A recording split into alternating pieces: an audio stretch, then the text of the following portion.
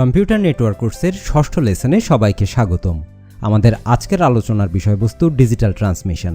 আমরা যদি আমাদের পঞ্চম লেসনের দিকে তাকাই, সেখানেও আমরা ডিজিটাল ট্রান্সমিশন নিয়েই কথা বলছিলাম, বাট সে জায়গাতে একদম প্রাইমারি যে বিষয়বস্তু সেগুলো ছিল। আজকে আমরা তার থেকে আরও একটু ডিপ লেভেলে যাব এবং ডিজিটাল ট্রান্সমিশনের যে প্রক্রিয়াটা আছে তাকে আরেকটু বেটারভাবে বোঝার চেষ্টা করব। আমাদের আজকের আলোচনার একদম শুরুতেই বলা আছে লাইন কোডিং সম্পর্কে, যেটা মূলত আমাদের প্রিভিয়াস দিনের আলোচনারই একটা কুইক রিক্যাপ। এ জায়গায় বলা হচ্ছে the process for converting digital data into digital signal is said to be line coding. Digital data is found in binary format. It is represented or stored internally as series of ones and zeros. অর্থাৎ নিচে যে ডায়াগ্রামটা আছে, ডায়াগ্রামটা দেখে আমরা বুঝতে পারছি যে আমাদের কম্পিউটিং সিস্টেমের ভেতরে বা কম্পিউটারের ভেতরে যে ডেটাগুলো স্টোরড অবস্থাতে থাকে তারা 0 এবং 1-এর একটা সিরিজ আকারে থাকে, বাট এই অবস্থায় তাদেরকে নেটওয়ার্কের ভেতর দিয়ে ট্রান্সমিট করা যায় না। দ্যাটস ওয়াই আমরা কী করছি যে আমাদের একটা ইনকোডার ইউনিটের সাহায্য নিচ্ছি এবং তার মাধ্যমে আমরা আমাদের যে ডিজিটাল ডেটা আছে তাকে ডিজিটাল সিগনালে কনভার্ট করে ফেলতে পারছি। যখনই আমাদের ডেটাটা সিগনালে কনভার্ট হয়ে যাচ্ছে তখন সে কিন্তু আমাদের নেটওয়ার্কের ভেতর দিয়ে ট্রান্সমিট করতে পারছে এবং তারপরে সে যে পৌঁছচ্ছে আমাদের যে রিসিভার এন্ড আছে সেই এন্ডে, এবং এখানে যে ডিকোডার ইউনিট সে কিন্তু ডিজিটাল সিগন্যালটাকে রিসিভ করছে এবং তাকে কনভার্ট করে ফেলছে ডিজিটাল ডেটাতে, এবং এই ডেটা নিয়ে কিন্তু আমাদের যে রিসিভার কম্পিউটার আছে সে তার যে রিকোয়ার্ড অপারেশনটা আছে সে অপারেশনটাকে কমপ্লিট করতে পারে। তো এইটাই হচ্ছে মূলত লাইন কোডিংয়ের বেসিক কনসেপ্ট, যেটা আমরা আমাদের প্রিভিয়াস লেসনেও পড়ে আসলাম। তো এখন এই লাইন কোডিংয়ের জন্য কিন্তু ক্লাসিফিকেশন আছে, তার কিন্তু অনেকগুলো শ্রেণীবিন্যাস হতে পারে।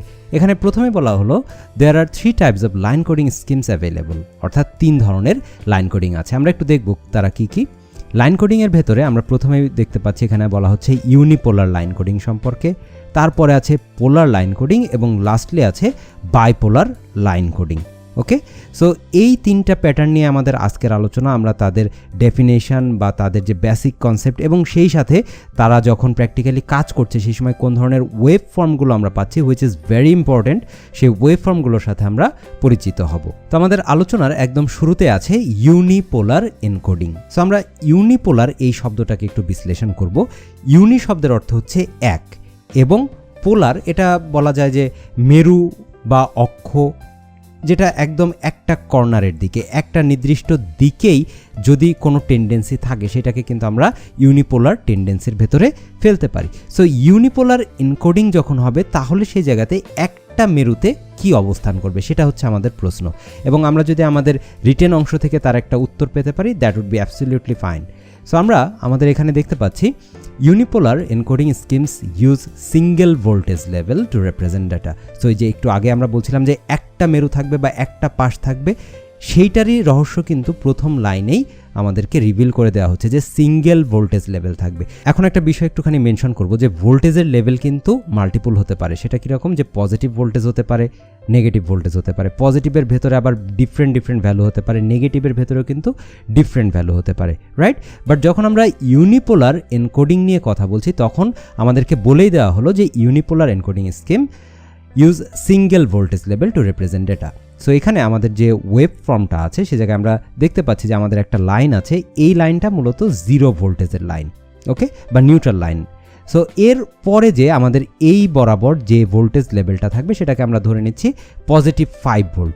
সো এই টোটাল যে টেন্ডেন্সিটা আছে, যে অ্যাক্টিভিটিসটা আছে, তার ভেতরে আমাদের সিগন্যালটা ইদার সে 0 ভোল্টের ভেতরে থাকবে অথবা সে 5 ভোল্টের ভেতরে থাকবে, রাইট? সে কোনো অবস্থাতেই কিন্তু এই যে নিচের দিকে আসতে পারবে না। যেহেতু সে নিচের দিকে আসতে পারছে না, নেগেটিভ রিজিয়নে সে রিচ করতে পারছে না, দ্যাটস ওয়াই কিন্তু আমরা তাকে বলতে পারছি কি সে ইউনিপোলার এনকোডিং স্কিমের ভেতরে আছে, রাইট? তারপরে আরও কথা বলা হচ্ছে in this case to represent binary 1 high voltage is transmitted and to represent 0 no voltage is transmitted. So এই ছবিটার দিকে আমরা তাকালে, ডায়াগ্রামটার দিকে তাকালে আমরা দেখতে পাচ্ছি যে যে জায়গাতে আমাদের 1 দরকার সে জায়গাতে আমরা দিচ্ছি কি পজিটিভ ভোল্টেজ, রাইট?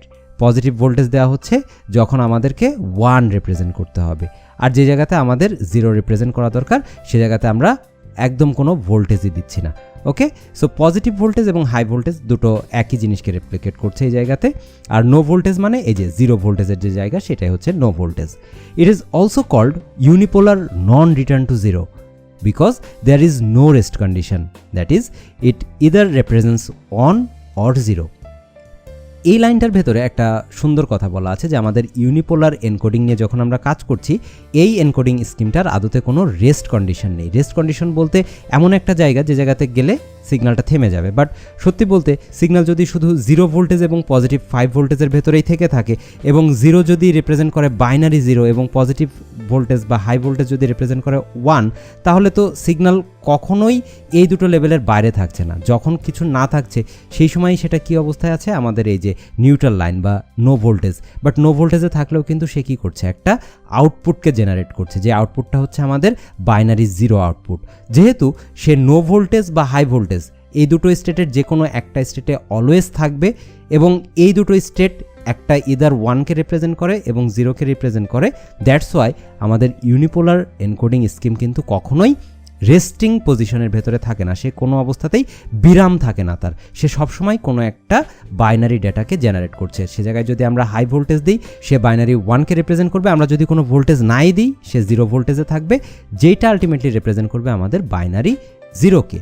সো প্রত্যেকটা কেজেই সে যেহেতু একটা আউটপুট জেনারেট করছে বিরামহীনভাবে, দ্যাটস ওয়াই আমরা এটাকে বলতে পারি ইউনিপোলার নন রিটার্ন টু 0, কারণ তার কোনো রেস্ট কন্ডিশনটা নেই। এই কনসেপ্টটা কিন্তু আমাদের আজকের আলোচনাতে আরও কয়েকটা জায়গাতে আমরা পাবো, যে জায়গাতে আমরা রেস্টিং কন্ডিশনও পাবো, রেস্ট ছাড়া যে অবস্থা নো রেস্ট কন্ডিশন সেইটাকেও পাবো।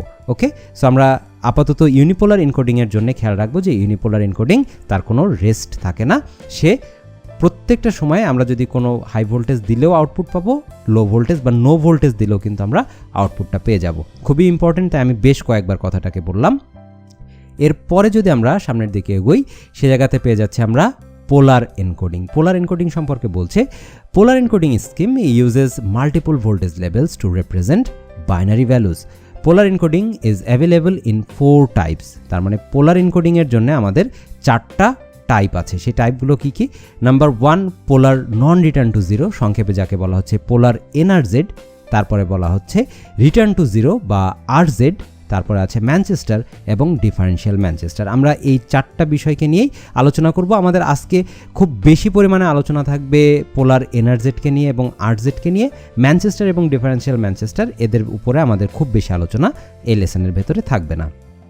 সো আমরা একটু সামনে গেলেই পোলার নন রিটার্ন টু 0 বা পোলার এনআরজেডের যে আলোচনা আছে সেটা দেখতে পাচ্ছি। এখানে প্রথমে বলা হচ্ছে it uses 2 different voltage levels to represent binary values. তার মানে ইউনিপোলারের সাথে কিন্তু আমরা পোলারের একটা সুস্পষ্ট পার্থক্য পেয়ে যাচ্ছি। ইউনিপোলারে যে জায়গায় সিঙ্গেল ভোল্টেজ লেভেল বা একটা ভোল্টেজ লেভেল ছিল, সেই জায়গাতে আমাদের পোলার এনকোডিং স্কিম কী করছে, পোলার সে কিন্তু দুটো ডিফারেন্ট ভোল্টেজ লেভেলকে ব্যবহার করছে আমাদের বাইনারি ভ্যালুগুলোকে রিপ্রেজেন্ট করার জন্যে। তারপরে কি বললো, generally positive voltage represents 1 and negative value represents 0। অর্থাৎ এখানেও ওই একই রকম নর্মাল ফেনোমেনন অনুযায়ী যে যদি আমরা পজিটিভ ভোল্টেজ দিয়ে আমরা 1 পাবো আর নেগেটিভ যদি ভোল্টেজ বা ভ্যালু আমরা দিই তাহলে সেই ক্ষেত্রে আমরা 0 পেয়ে যাব।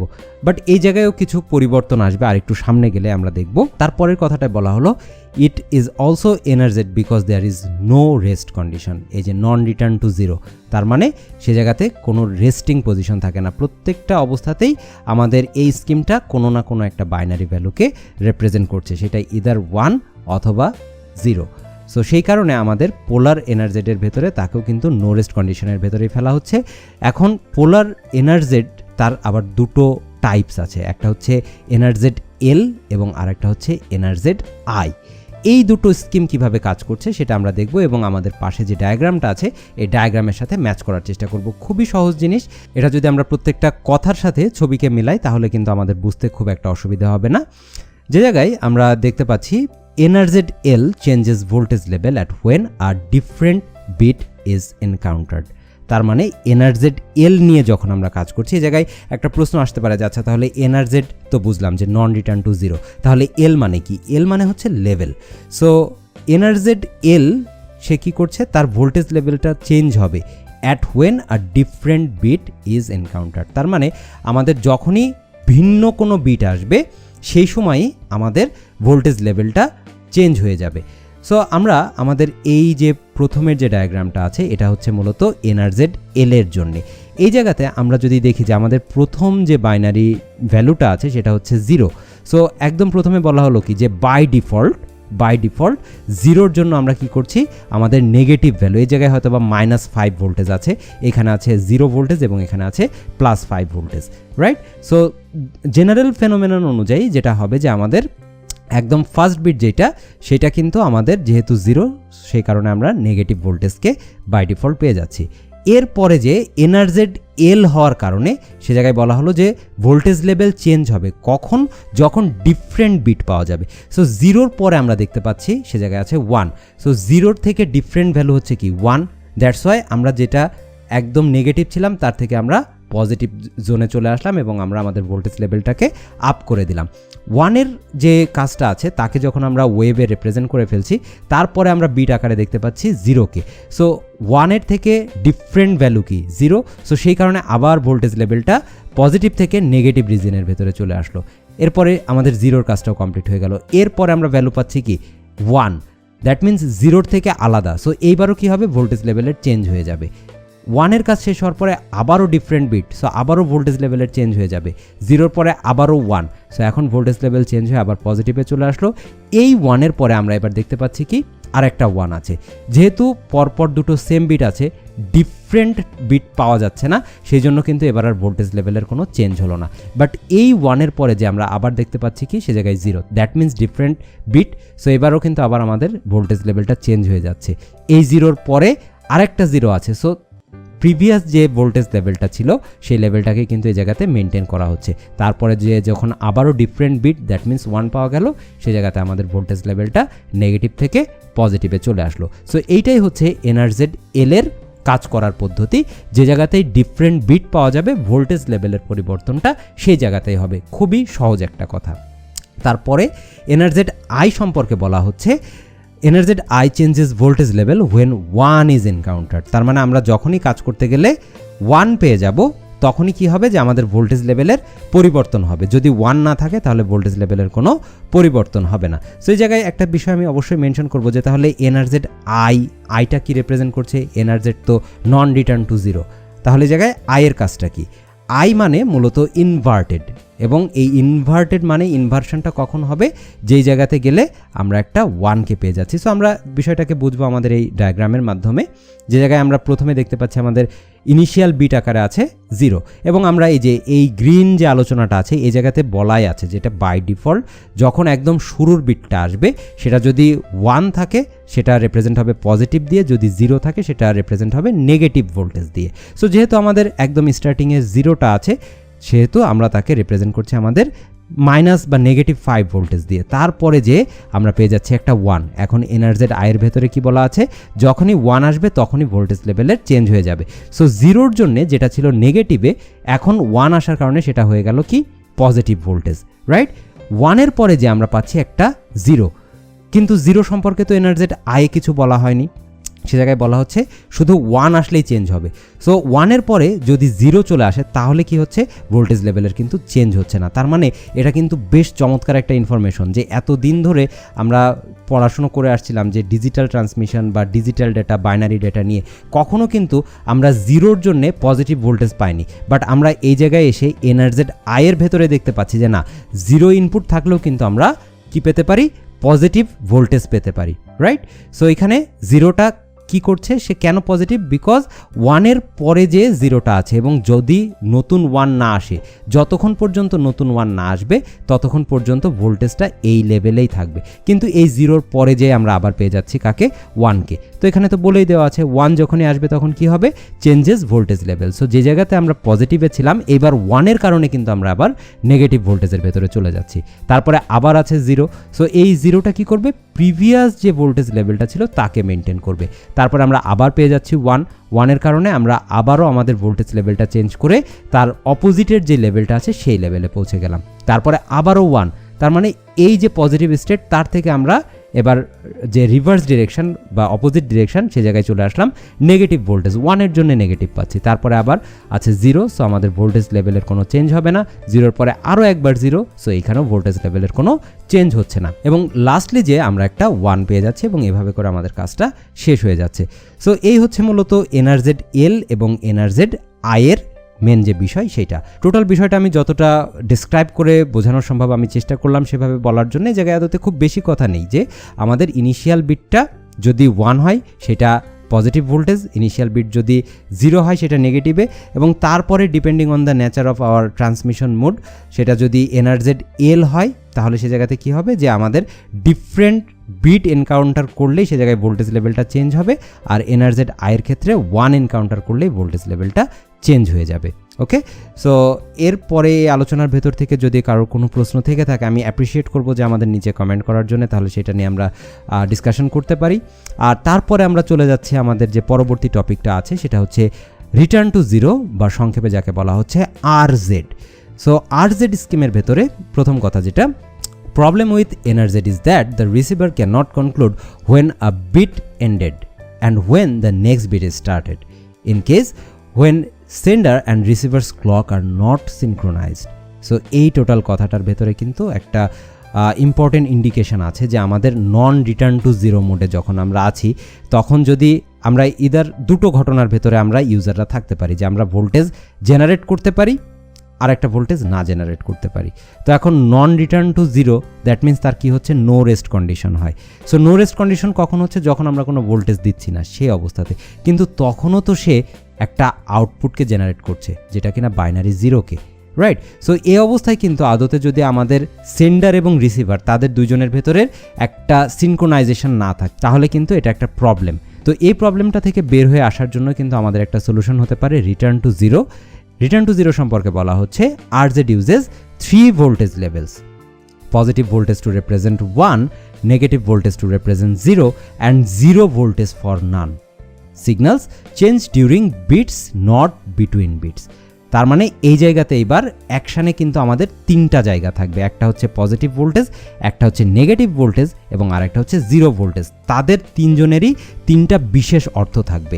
আমরা যদি আমাদের নিচের যে ডায়াগ্রামটা আছে এই ডায়াগ্রামটার দিকে তাকাই, আমরা ধরে নিচ্ছি একদম উপরে যে জায়গাতে আমি এই মুহূর্তে মাউসটাকে হোভার করছি, এখানে পজিটিভ 5 ভোল্টেজ আছে, এই জায়গায় আছে 0 ভোল্টেজ এবং এখানে আছে নেগেটিভ 5 ভোল্টেজ। ওকে, সো যখন আমরা 0কে আমাদের ডেটা তাকে রিপ্রেজেন্ট করতে যাচ্ছি সিগনালে, তখন কি হবে, আমাদের এই টোটাল জায়গাটাকে কিন্তু স্প্লিট হয়ে যাবে দুটো ভাগে। প্রথম যে ভাগটা সে কি করবে, যে আমাদের যে ডেটা আছে সেই ডেটা অনুযায়ী সে ভোল্টেজ লেভেলের ভেতরে থাকবে। তো যেহেতু 0 তার বাই ডিফল্ট পজিশনটা কি নেগেটিভ ভোল্টেজের ভেতরে, সো সে নেগেটিভ ভোল্টেজ থেকে এই যে হাফ পজিশন পর্যন্ত আসলো, আসার পরে এইটুকুতেই মূলত সিস্টেম বুঝে যাচ্ছে যে হ্যাঁ এখানে একটা 0 আছে। তারপরে সে এবার একদম যে 0 ভোল্টেজের যে নিউট্রাল লাইনটা সেই লাইনের ভেতরে চলে আসলো। এইখানে আসার পরে এখন সিস্টেম দেখতে পেলো যে আচ্ছা 1 আছে। সো প্রত্যেকটা জায়গাতে কি হবে, যে আমাদের এই সেগমেন্টটা কিন্তু স্প্লিট হয়ে যাবে, এর ভেতরে দুটো ভাগ থাকবে। সে জায়গায় 1 তার কাজ করার পরে আবার নিউট্রাল লাইনে ব্যাক করবে, 0 তার কাজ করার পরে আবারও নিউট্রাল লাইনে ব্যাক করবে। সো এই জায়গার 0টা নিউট্রাল লাইনে ব্যাক করার পরে একটা 1কে পেয়ে গেল। সো আমরা প্রথম হাফ যে সাইকেলটা আছে বা এই ফার্স্ট পোর্শনটা, সে জায়গাতে আমরা 1-এর জন্য হাই ভোল্টেজ দিলাম, সে আবার 0তে ব্যাক করলো। তারপরে যে এখানে আবার 0 পাওয়া যাচ্ছে, সো সে কী করছে, 0-র জন্য নেগেটিভ ভোল্টেজে যেয়ে সে আবার আমাদের যে 0 ভোল্টেজের যে নিউট্রাল লাইন সেখানে ব্যাক করে গেল। তারপরে যে আমাদের সিস্টেমে আমরা দেখতে পাচ্ছি 1 আছে, সো 1-এর জন্য পজিটিভ ভোল্টেজ একদম ফার্স্ট হাফে যে সেটা রিপ্রেজেন্ট করে আবার সে নিউট্রাল লাইনে চলে আসলো। তারপরে যে আবার 1 আছে, সো 1-এর জন্য আবারও পজিটিভ ভোল্টেজ দিয়ে সে আবারও নিউট্রাল লাইনে ব্যাক করলো, রাইট? সো এই যে প্যাটার্নটা, এই প্যাটার্নটাকে মূলত বলা হচ্ছে কি আরজেড প্যাটার্ন। তার মানে আমরা যাই করি না কেন, বাইনারি 1 বা 0 যাকে নিয়েই কাজ করি না কেন, আমরা প্রত্যেকবারই কিন্তু 0তে 0 ভোল্টেজ লাইনে ফিরে আসছি। সো এই যে রিটার্ন টু 0, এই কারণেই আমরা তাকে বলতে পারি যে সে কিন্তু আমাদের ডেটা ট্রান্সমিশনের ভেতরে একটা খুব ইম্পর্টেন্ট রোল প্লে করতে পারে, যে যখন আমরা এই পজিশনটাতে এই পজিশনগুলোতে থাকবো তখন আমরা বুঝতে পারছি যে এই জায়গাতে কিন্তু কোনো ধরনের ডেটা ইনপুট নেই, এবং এই যে মধ্যবর্তী যে জায়গাটা এখানে কিন্তু কোনো অবস্থাতেই সিগন্যাল চেঞ্জ হতে পারবে না। সিগন্যাল চেঞ্জ হবে একটা বিটের পরে, একটা বিটের জন্য যে অ্যালোকেটেড জায়গা আছে তারপরে যে সিগন্যাল চেঞ্জ হতে পারে, বাট একটা বিটের মাঝখানে কোনো অবস্থাতেই সিগন্যাল চেঞ্জ হতে পারবে না, যে কথাটা একদম লাস্টের লাইনে বলা আছে, signal change during bits not between bits. Okay, so খুবই চমৎকার একটা বিষয় আলোচনা করার জন্যে। এরপরে আরেকটু সামনে গেলে আমরা দেখতে পাচ্ছি আলোচনার ভেতরে আছে ম্যানচেস্টার এবং ডিফারেন্সিয়াল ম্যানচেস্টার। ম্যানচেস্টারের সম্পর্কে এক লাইনে আমরা একটু দেখব, this encoding scheme is a combination of RZ and NRZ L. তার মানে রিটার্ন টু 0 এবং নন রিটার্ন টু 0 লেভেল, এই দুটোর কম্বিনেশনে আমরা ম্যানচেস্টার যে স্কিমটা আছে এনকোডিং স্কিমটা তাকে পাচ্ছি, এবং একইভাবে ডিফারেন্সিয়াল ম্যানচেস্টারের জন্য তার যেটা this encoding scheme is a combination of RZ and NRZ-I। So return to zero এবং non return to zero inverted তাদের একটা কম্বিনেশনে আমরা পাচ্ছি আমাদের যে ডিফারেন্সিয়াল ম্যানচেস্টারটা আছে সেই এনকোডিং স্কিমটাকে। সো ম্যানচেস্টার এবং ডিফারেন্সিয়াল ম্যানচেস্টারের ভেতরে তাহলে মেজর পার্থক্য হচ্ছে যে দুটোই RZ-কে নিয়ে কাজ করবে, বাট একটা কাজ করছে NRZ-L-কে নিয়ে যেটা ম্যানচেস্টার, এবং আরেকটা কাজ করছে NRZ-I-কে নিয়ে সেটা হচ্ছে ডিফারেন্সিয়াল ম্যানচেস্টার। সো আমাদের আজকের আলোচনাতে ম্যানচেস্টার এবং ডিফারেন্সিয়াল ম্যানচেস্টারের আলোচনাটা এতটুকুই থাকবে। আমি শুধু ইম্পর্টেন্স দিয়ে বলবো যে আমরা এই পার্থক্যর জায়গাটুকু যাতে খেয়াল রাখি। এরপরে আমাদের আলোচনাতে আমরা দেখতে পাচ্ছি সে জায়গায় বলা হচ্ছে বাইপোলার এনকোডিং সম্পর্কে। বাইপোলার এনকোডিংয়ের একদম প্রথমের আলোচনায় bipolar encoding uses 3 voltage levels, positive, negative and zero.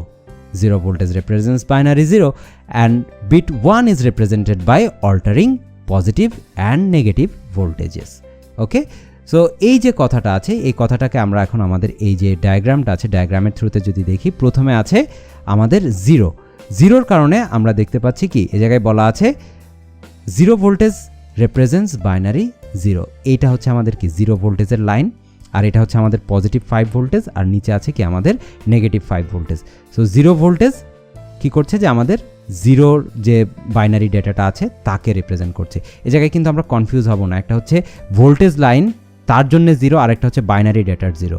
So zero ভোল্টেজটা আমাদের বাইনারি জিরোকে রিপ্রেজেন্ট করছে, তার মানে যতবারই আমাদের বাইনারি জিরো পাবো ততবারই কিন্তু আমরা আমাদের এই যে জিরো ভোল্টেজের যে নিউট্রাল লাইনটা আছে এই লাইনের ভেতরে আমরা থাকবো।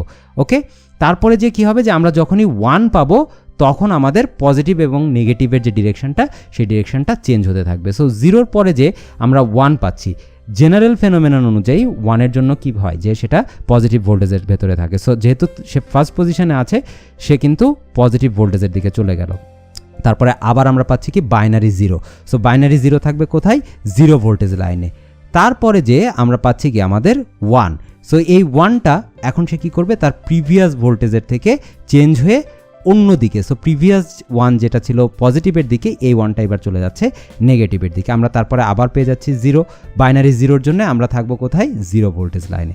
তারপরে আমরা পেয়ে যাচ্ছি 1-এর জন্যে সে তার প্রিভিয়াস 1 যেই জায়গাতে ছিল তার অপোজিট ডিরেকশনে চলে যাবে, রাইট? সো প্রিভিয়াস 1টা যে জায়গায় ছিল নেগেটিভ এখন সে হয়ে যাচ্ছে পজিটিভ, তারপরে আবারও 1। সো এই 1টা কী করবে, তার আগের 1টা যেই জায়গাতে ছিল তার অপোজিট, সো এটা পজিটিভে ছিল, সো এই 1টা কিন্তু এবার নেগেটিভে চলে যাবে। তারপরে আমরা পাচ্ছি জিরো, আবারও জিরো, পরপর দুটো জিরো। সো জিরো যদি এরকম 100টাও থেকে থাকে তারা সবাই থাকবে কোন জায়গায়? আমাদের যে জিরো ভোল্টেজের লাইনটা আছে সেই লাইন বরাবর। এবং তারপরে আবার 1 পেলে সে কী করবে, তার ইমিডিয়েট আগের 1টা যেই লেভেলে ছিল তার অপোজিট লেভেলে চলে যাবে। এবং এই কারণে বলা হলো zero voltage represents binary zero and bit 1 is represented by altering positive and negative voltages. Positive এবং নেগেটিভ ভোল্টেজগুলো বারবার চেঞ্জ করে করে 1 তার যে সিগন্যালিংয়ের কাজটা আছে সেই কাজটাকে কমপ্লিট করবে। তো এই ছিল আমাদের আজকের আলোচনার বিষয়বস্তু। আশা করছি যে আমাদের ডিজিটাল ট্রান্সমিশনের যে টপিকগুলো নিয়ে আমরা কথা বললাম সেগুলো যেহেতু সাথে ডায়াগ্রাম ছিল, আমি চেষ্টা করলাম যতটা ডেসক্রিপটিভ ওয়েতে বলা সম্ভব সেভাবে বলার জন্য। তো তারপরেও যদি আমাদের কারোর কোনো প্রশ্ন থেকে থাকে please feel free to comment, আমরা অবশ্যই সেগুলো নিয়ে কথা বলবো। আর দেখা হচ্ছে পরবর্তী লেসনে। Thank you so much.